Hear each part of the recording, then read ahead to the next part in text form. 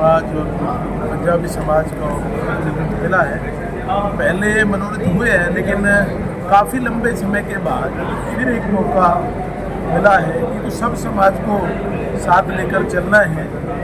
ये हमारी पार्टी का, भारतीय जनता पार्टी का नियम है, उसके अनुसार तो पार्टी की नज़र पड़ी। शहर फिरोजपुर झिरका में 2 जगह आपका सम्मान किया गया है सैनी समाज और पंजाबी समाज द्वारा, क्योंकि यहाँ 2 मनोनीत पार्षद बनाए गए हैं। तो कैसा असर महसूस कर रहे हैं, क्या कहोगे इसको लेकर? बहुत अच्छा लग रहा है और पार्टी का जो एक अभियान है कि भाई नगर पालिकाओं में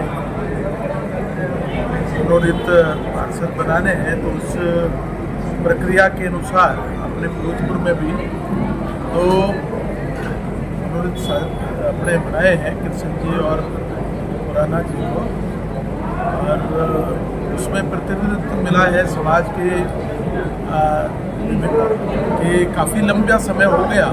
तो इन बरादरी के लोगों को भी एक मौका दिया जाए, उसके तहत एक अच्छे ईमानदार व्यक्तियों को और उस तरह का दायित्व पार्टी ने दिया है। पंजाबी समाज ने सर एक बात कही है कि जब इनके ऊपर भरोसा जताता है तो ये पूरा विद ब्याज उसका चुका देते हैं, तो क्या तात्पर्य था? देखिए, आप समझते हैं कि अभी 14 अगस्त भी आने वाला है। विभाजन की विभीषिका, जो आफत और मुसीबत इन लोगों ने झेली, और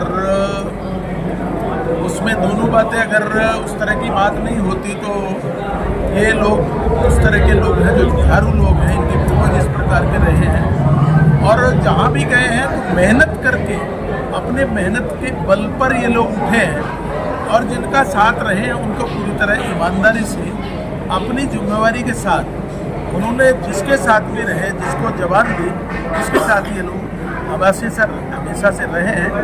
और वास्तव में इनका बहुत बड़ा त्याग है, बहुत बड़ा त्याग है, उस तरह का ये काम कर रहे हैं। और इसमें 14 मैंने कह दी 14 अगस्त को जो इसका उन्होंने जो मुसीबत झेली, और लगभग 10-12 लाख लोग, ये तो दुर्भाग्य रहा देश का कि देश का बंटवारा हुआ, और किस नाम पर हुआ कि प्रधानमंत्री 2, इसलिए देश भी 2 टुकड़ों में कर दिया। प्रधानमंत्री एक बनता, क्या फर्क पड़ता, कोई भी बन जाता, प्रधानमंत्री होता है।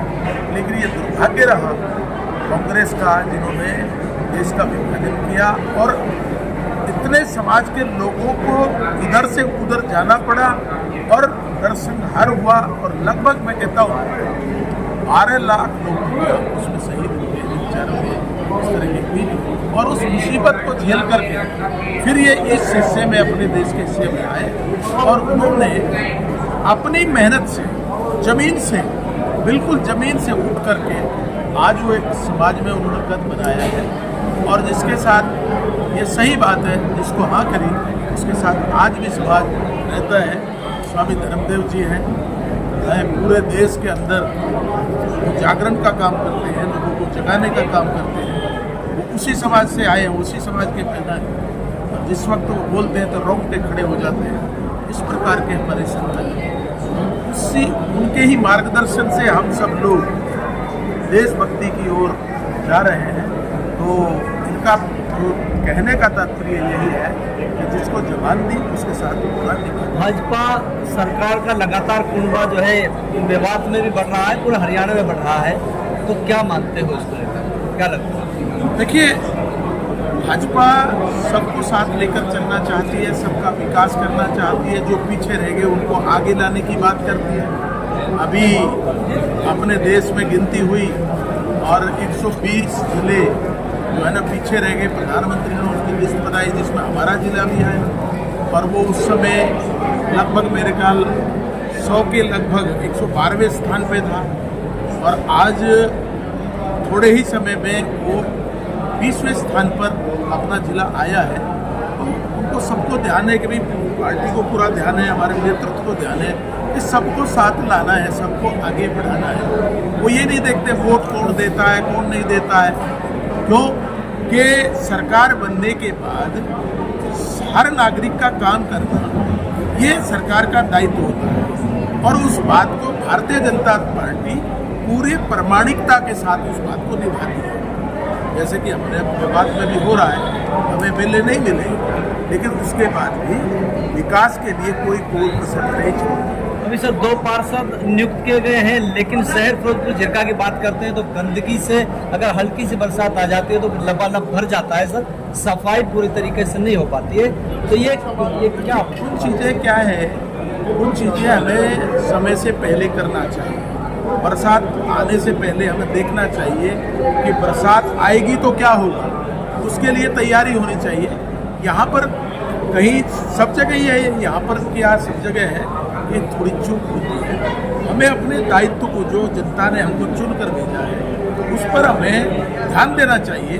कल क्या होगा, कई बार आदमी को लगता है यार प्यास लगेगी तो कुआं खोदेगी, कुआं पहले खुदा होता है, प्यासा नहीं रहता।